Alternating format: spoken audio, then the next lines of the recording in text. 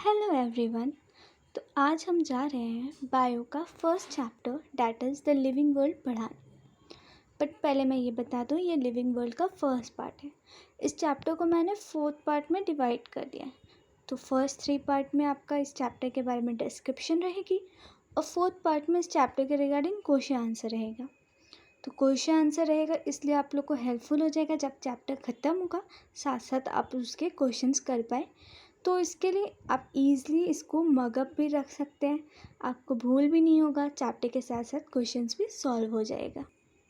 तो first part में हम लिविंग वर्ल्ड का ये पढ़ाने जाएंगे कि what is living. First part आपको दिख रहा है, लिविंग वर्ल्ड का फर्स्ट पार्ट है व्हाट इज़ लिविंग। बट उसके पहले थोड़ा सा ये बता देते हैं कि इसमें एक वर्ड यूज़ हो रहा है इस चैप्टर में, डिफाइनिंग प्रॉपर्टी करके। बट एनसीईआरटी में भी और भी बहुत सारे बुक्स में मैंने डिफाइनिंग प्रॉपर्टी का एग्जैक्ट मीनिंग क्या है वो कहीं नहीं देखा है। तो एग्जैक्ट मीनिंग जानने के लिए मैं आपको ये बता दूं कि डिफाइनिंग प्रॉपर्टी का मतलब होता है the property which is present only in living things, in all living things, but it is not present in any of the non living things. तो डिफाइनिंग प्रॉपर्टी वो होगा जो प्रॉपर्टी सिर्फ और सिर्फ लिविंग थिंग्स में होगा, नॉन लिविंग थिंग्स में बिल्कुल भी नहीं होगा। तो इसका मीनिंग पता चल गया। अब हम लोग स्टार्ट करते हैं। फर्स्ट पार्ट ये है व्हाट इज़ लिविंग। लिविंग किसको बोलेंगे, व्हाट इज़ लिविंग। तो लिविंग थिंग्स या लिविंग को डिफाइन करने के लिए यहाँ बहुत सारे फीचर्स दिए हैं, बहुत सारे कैरेक्टरिस्टिक दिए हैं। That is growth, reproduction, ability to sense environment and mount a suitable response come to our mind immediately. इसको एक शॉर्ट वर्ड में यूज़ कर सकते हैं, कॉन्शियसनेस। तो ग्रोथ, रिप्रोडक्शन, कॉन्शियसनेस, ये सब प्रॉपर्टी को यूज़ करके लिविंग किसको बोलेंगे उसको हम डिफाइन करेंगे। More features like metabolism, ability to self replicate, self organise, interact and emergence can also be added to this list. और क्या क्या मेटाबॉलिज्म मतलब क्या क्या केमिकल प्रॉपर्टी से हमारा सेल्स बना है, हम लोग बने हैं। और सेल्फ टू रेप्लिकेशन के थ्रू कैसे हम लोग सेल्स प्रोड्यूस करते हैं, सेल्फ ऑर्गेनाइज कैसे होते हैं, इंट्रैक्ट, बहुत सारे सेल्स इंट्रैक्ट होकर टिश्यूज़ कैसे बनते हैं। ये सब भी एक फीचर्स है जिसके बेसिस पे लिविंग को हम डिफाइन करेंगे। तो फर्स्ट क्या है, ग्रोथ। तो फर्स्ट पॉइंट है ग्रोथ के रिगार्डिंग। अब growth is a defining property or not? Let's see. All organisms grow, that is both living and non-living. अब यहाँ क्या लिखा है, सभी चीज़ ग्रो करता है चाहे वो लिविंग हो या नॉन लिविंग। तो फर्स्ट क्वेश्चन माइंड में ये आया, नॉन लिविंग भी ग्रो करता है, हाउ। तो देखिए अब देखते हैं क्या होता है। Increase in mass and increase in number of individual are twin characteristics of growth. A multicellular organism by cell divisions. A multicellular organism grows by cell division. मतलब increase in mass and increase in number of individuals are twin characteristics of growth. इसका मतलब ये हुआ कि एक मास का बढ़ना और उसके नंबर का भी बढ़ना, तो ये ग्रोथ का एक ही कैरेक्टर को बताता। मतलब अब किसी चीज़ बड़ा हो रहा है तो उसमें कुछ तो एडिशन हो रही है, इसलिए मतलब उसका मास बढ़ रहा है, और मास बढ़ रहा है मतलब उसका नंबर भी इंक्रीज़ हो रहा है। तो ये क्या है, ग्रोथ का एक ही चीज़ को, इसीलिए इसको बोल दिया है ट्विन कैरेक्टरिस्टिक्स, एक ही चीज़ को बता रहा है। A multicellular organism grows by cell division. और मल्टीसेलुलर ऑर्गेनिज्म कैसे ग्रो हो रहा है, by cell division. In plants this growth by cell division occurs continuously throughout their life span, but in animals this grow is seen only up to a certain age. मतलब animals में ये growth सिर्फ कुछ time के लिए होता है, but multicellular organism में दैट इज़ एनिमल्स, इसमें ग्रोथ कुछ टाइम के लिए हो रहा है। बट इन प्लांट्स में ये ग्रोथ क्या हो रहा है, कंटिन्यू, जब तक उसका लाइफ स्पैन है तब तक ग्रोथ होते रहेगा। Next unicellular organism grow by cell division. Example in vitro cultures. Unicellular organism क्या से ग्रो करता है, बाय सेल डिवीजन। उनका ग्रोथ कैसे होता है, by cell division. In majority of higher animals and plants growth and reproduction are mutually exclusive events. मतलब इसका क्या हुआ, majority of higher animals and plants, जो हायर एनिमल्स और प्लांट्स है इनमें जो ग्रोथ और रिप्रोडक्शन है ये म्यूचुअली एक्सक्लूसिव इवेंट्स, मतलब इन दोनों एक साथ नहीं होता, इन दोनों का मीनिंग ही अलग है। ग्रोथ अपने तरीके से होता है, रिप्रोडक्शन अपना वे में। But one must remember that increase in body mass is consider as growth. तो इसका हम लोग को ये समझना है कि हम लोग क्या बोले कि, तो यहाँ हम बताएं कि हायर एनिमल्स और हायर प्लांट्स में ग्रोथ और रिप्रोडक्शन क्या है, म्यूचुअली एक्सक्लूसिव इवेंट्स है। बट यूनिसेलुलर ऑर्गेनिजम्स में ग्रोथ और रिप्रोडक्शन म्यूचुअली इंक्लूसिव इवेंट्स है। One must remember that increase in body mass is consider as growth.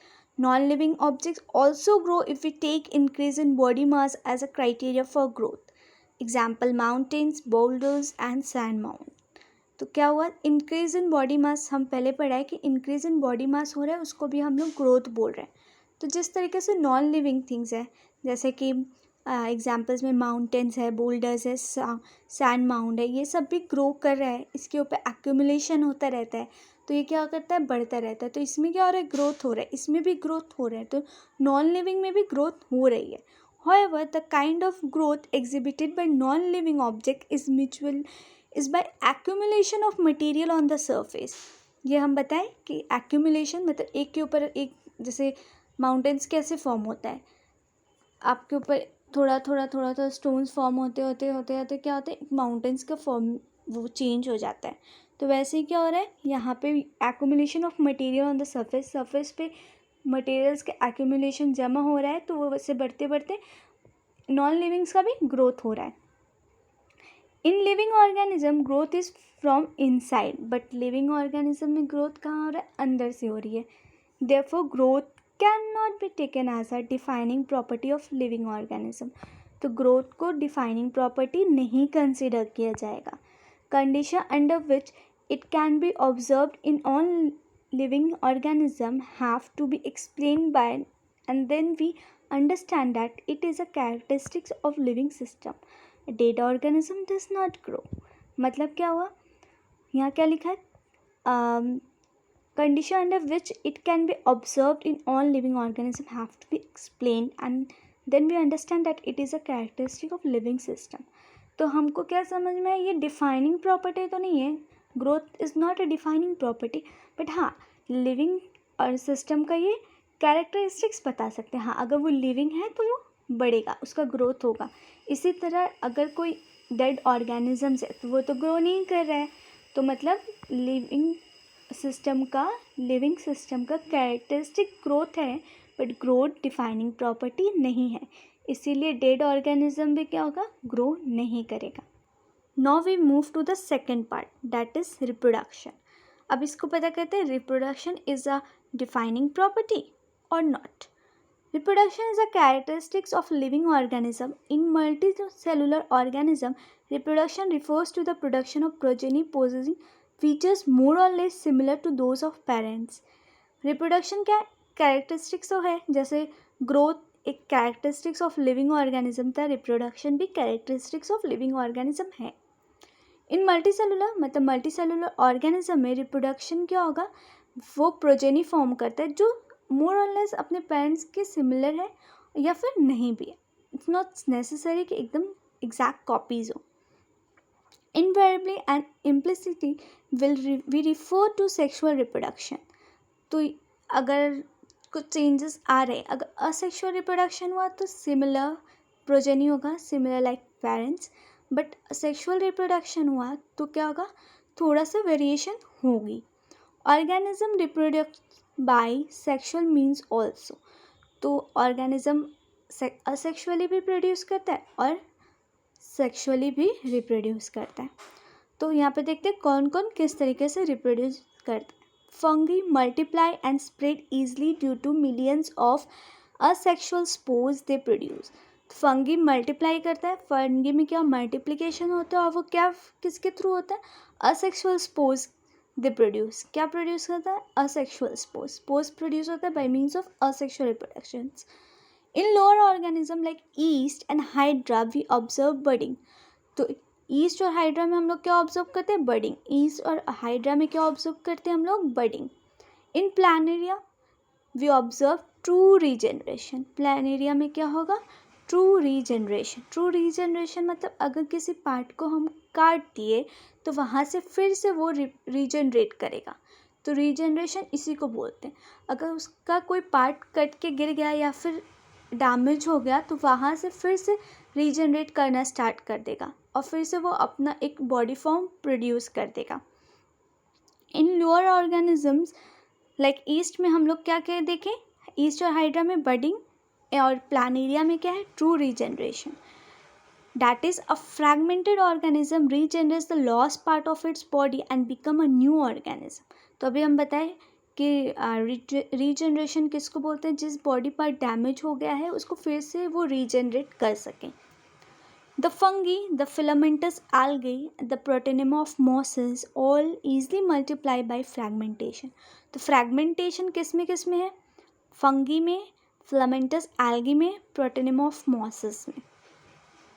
Fragmentation किस में होगा? Fungi, filamentous algae, the protonema of mosses. Unicellular organism like bacteria, unicellular algae और amoeba, reproduction is synonymous with growth, that is increase in number of cell. मतलब क्या है इसमें? Amoeba में क्या होगा? जैसे जैसे रिप्रोड्यूस कर रहा है मतलब असेक्सुअल रिप्रोडक्शन हो रहा है, मतलब ये खुद ही सेल डिवाइड करेगा, तो ये क्या होगा? ग्रोथ भी हो रहा है यहाँ पे उसका और यहाँ पे उसका रिप्रोडक्शन भी हो रहा है। तो ये क्या हो गया? सिनोनिमस हो गया विद ग्रोथ के साथ, क्योंकि सेल्स का नंबर भी बढ़ रहा है, that is number of cells increases, मतलब ग्रोथ हो रहा है और यही चीज़ उसका रिप्रोडक्शन भी है, इसलिए क्या हो गया? सिनोनिम्स हो गया। There are many organisms which do not reproduce, that is mules, sterile worker bee, infertile human couples etc. तो एग्जाम्पल्स यहाँ पे क्या दिए हैं? जो रिप्रोड्यूस नहीं कर सकते वो है mules. I think you guys know what is mules. अच्छा, अगर म्यूल्स नहीं जानते तो म्यूल्स का मतलब होता है hybrid of donkey and horse. ये क्या है? स्टेराइल है, ये रिप्रोड्यूस नहीं करता। वर्कर बीज भी, स्टेराइल वर्कर्स बीज भी रिप्रोड्यूस नहीं करते। और infertile human couples, the couples who can not give birth to a young ones, वो इनफर्टाइल है तो वो भी रिप्रोड्यूस नहीं करते। तो इसलिए reproduction can not be an inclusive defining characteristics of living organism. Of course, no non-living object is capable of reproducing or replicating by itself.